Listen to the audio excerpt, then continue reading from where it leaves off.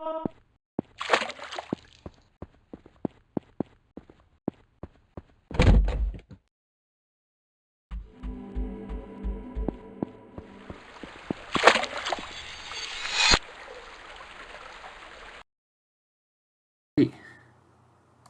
I'm the developer of the game. I've never done anything like this before, but I thought it'd be cool to just hide this in the game here. I'm just going to be poking around the files. So I haven't finished the game yet as of recording this. As you can see, I only have a few of the ending videos down here, but yeah, I don't know. I just thought I'd do some behind the scenes. So this is the title screen here. Not much to look at. So let's go over to the plant room. Poke around here. Yeah, so this was before I found out that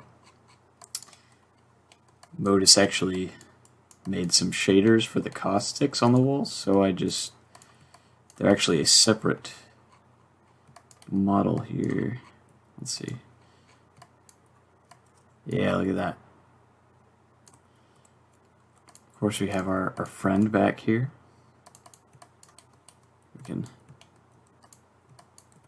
There he is. As you can see, I didn't know what to call him, so I just called him Guy.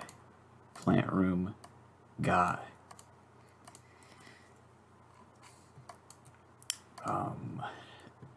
And actually, let's see if I can find this. Let's see if it's still in here. Yeah, okay. So I cut this out of the room because I thought it didn't really match the scenery very well, but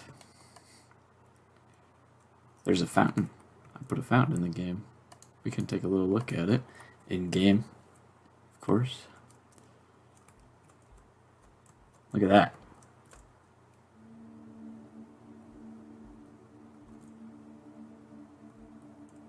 It does look pretty nice. Maybe I'll use it in something someday. I don't know.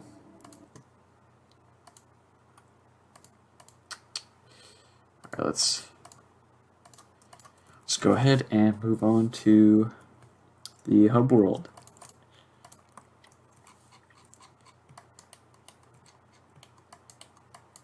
Yeah, so I remember not really knowing what to do with this door here, so I just kind of left it floating in the air.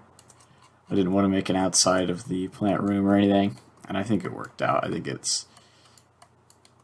it adds to it. Here we have our friend over here. Everyone thinks this is a cat, but actually it was supposed to be a raccoon. That's why he's named Raccoon in the over here. But it does not look like a raccoon very much. I originally tried to texture his head with like realistic raccoon fur and everything, and it did not work out at all. Not even a little bit. And early in playtesting, actually, I found out that you could just walk up the walls and just fall down into the pit down here. And I thought, you know what? I'll just hide something down there. I'm not even gonna get rid of that. Yep. And I placed this area up here behind the two bushes because I just really wanted to have a nice little secret in this first starting area. It's kind of inspired by the there's a caves in Lego Island. There's like a door that's inaccessible. That's just really mysterious, and I love little alcoves and little holes and stuff like that. So that's why that's there. All right. This is one of the later ones I made. The well actually used to be placed over here, and you could only access it by getting up on the plant, getting up here, and then jumping down into it. But I thought, you know, I kind of want it to be accessible really early on so that you wouldn't have to jump through a bunch of hoops just to get there. So here it is. It's right here. I experimented with having more light shafts but I felt it was a bit too much, so just kept it like that. Yep. Oh, the gravestone here, the text there, it's actually, it says a few things. It says lorem ipsum, and then it says, I believe L is real 2401 as a reference to some rumors surrounding a certain Nintendo 64 game. And I forgot what the last bit says, but yeah. So I just put some filler text there. This kanji here actually translates to birch. And in the Nightmare Zone, it's different. You see, that means, I believe, to have a nightmare. And this area, the graphical, I guess, intensity of it or whatever, kind of came about by accident. I didn't intend to even have this area in the game at first. I didn't plan for it. But I accidentally dragged the render texture material onto the walls inside of Cherry Blossom, and I just thought it looked neat, so I decided to make a whole area based around that.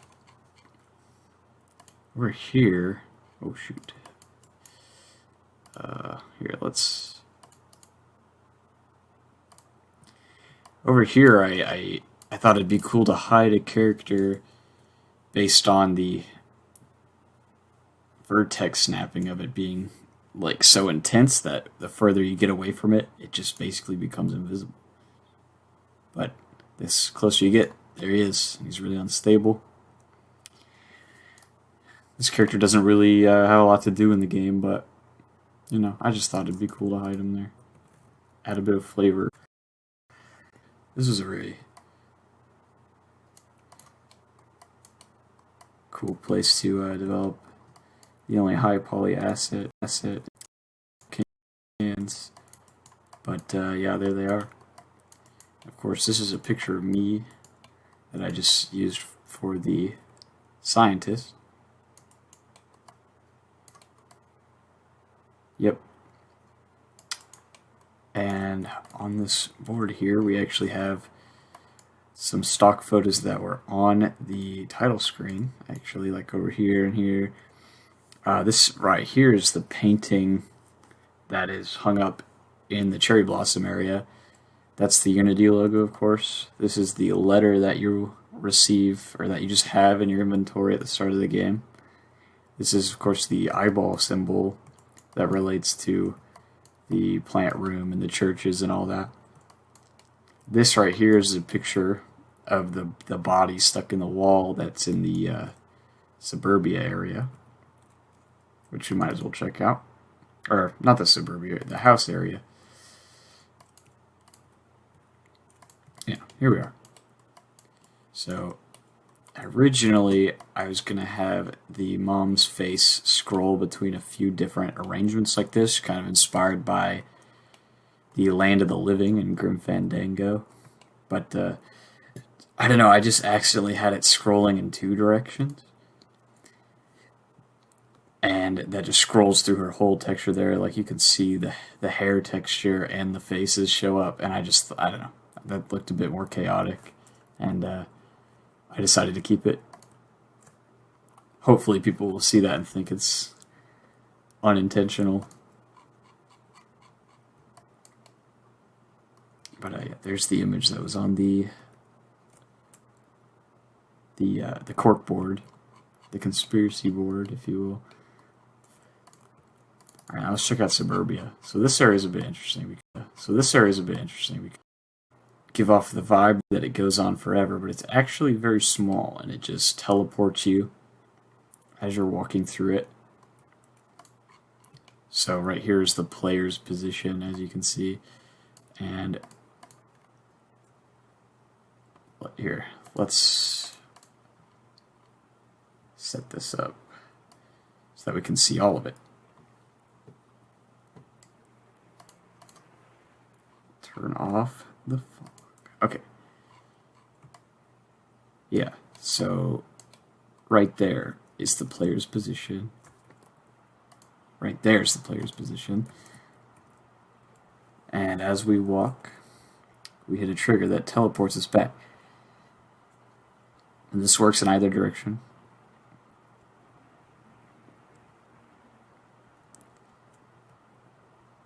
Yep. And as you keep going, eventually it'll detect that you've walked enough to let you go on into the lab. Might as well take a little peep. We got a gazebo, the ocean, which maybe doesn't go out as far as you might think. Yep. The sand texture down there is a little messy. You know, you can see the seams of it, but you know, you can get away with that sort of thing. Got the submarine here. Alright. Ocean floor. Let's look at this one. Let's turn off the fog again. Turn down the... Turn up the cutout distance. Why not? Look at that. That's the whole area.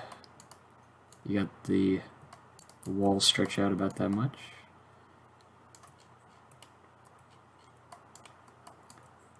There you go.